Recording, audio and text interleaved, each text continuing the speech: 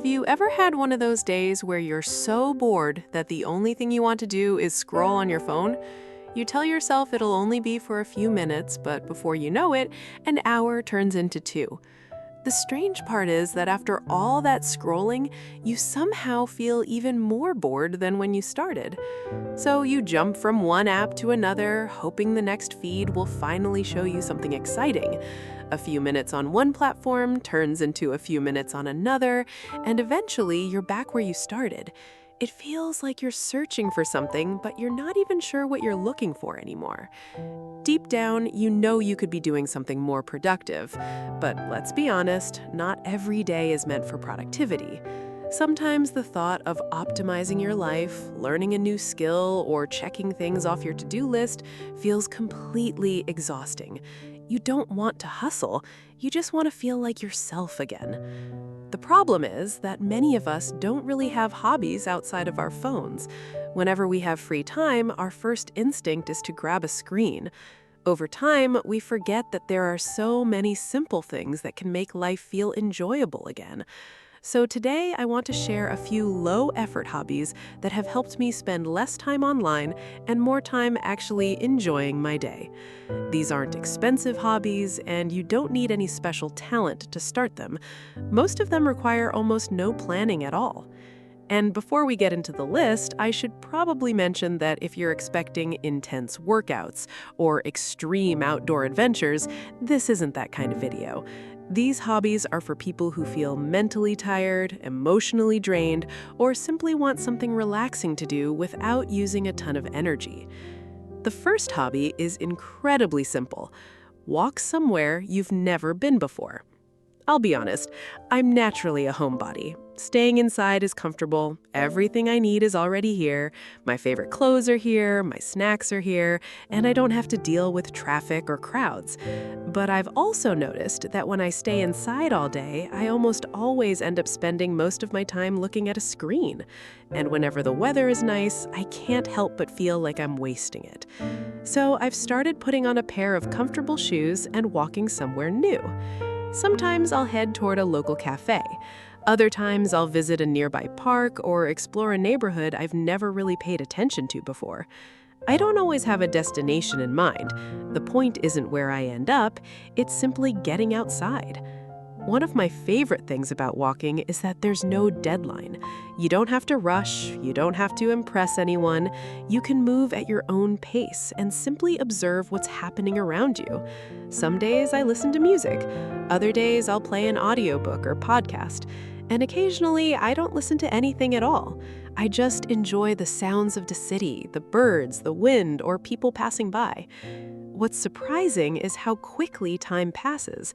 An hour can go by without even noticing because you're constantly discovering little details you would normally miss while staring at your phone. It's amazing how beautiful the world feels when you're actually paying attention to it. The second hobby is creating a vision board. Most people think vision boards are only something you make at the beginning of a new year, but honestly, you can create one whenever you need a little inspiration. We spend so much time watching other people's lives online that we rarely stop and think about our own. What kind of life do you actually want? What would your perfect day look like? Where do you want to travel? What kind of home do you dream about? Who do you want to spend more time with?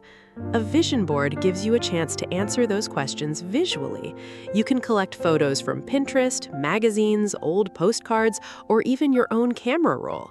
Arrange them into a collage that represents the life you want to build. The goal isn't to make something perfect, it's simply to reconnect with your own dreams instead of constantly consuming someone else's. Every time I make one, I come away feeling a little more hopeful and a little more excited about the future. The third hobby is junk journaling. These days, almost all of our memories live inside our phones. Thousands of photos sit in our camera roll, but we rarely look back at them. Instead, try collecting physical memories. Movie tickets, concert wristbands, travel boarding passes, handwritten notes, postcards, receipts from memorable dinners. tiny souvenirs from vacations. Grab a simple notebook and start turning those little keepsakes into scrapbook pages. Add a few sentences about why each memory matters or how you felt that day. Years from now, flipping through those pages will feel like reading your own personal story.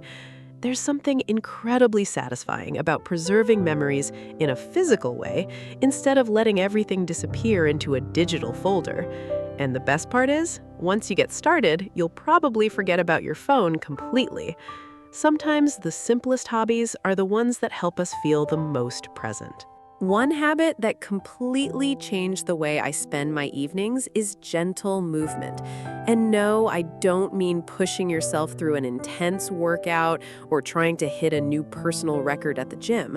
I'm talking about moving your body simply because it feels good.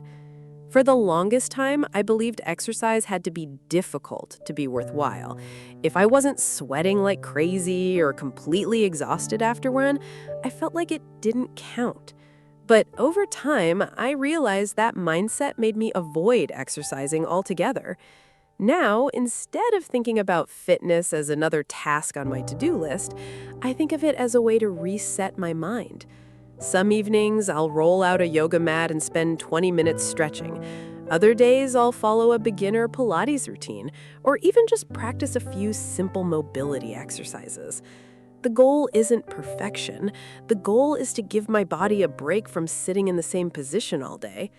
The surprising part is how much calmer I feel afterward. My shoulders aren't as tense, my mind isn't racing as much, and I don't feel the urge to immediately reach for my phone. Another hobby I unexpectedly fell in love with is arranging flowers. I used to think flower arranging was something only professionals or event planners did. But one weekend, I bought a few inexpensive flowers from a local grocery store just for fun, and I discovered how relaxing the entire process could be. There's something satisfying about trimming each stem, experimenting with different heights, and slowly watching everything come together. You don't need expensive flowers or fancy equipment. A handful of fresh stems and a simple vase are more than enough to create something beautiful. The best part is that your home instantly feels brighter afterward. Every time you walk past the arrangement, you're reminded that you created it yourself. If flowers aren't your thing, you could do the same with small indoor plants.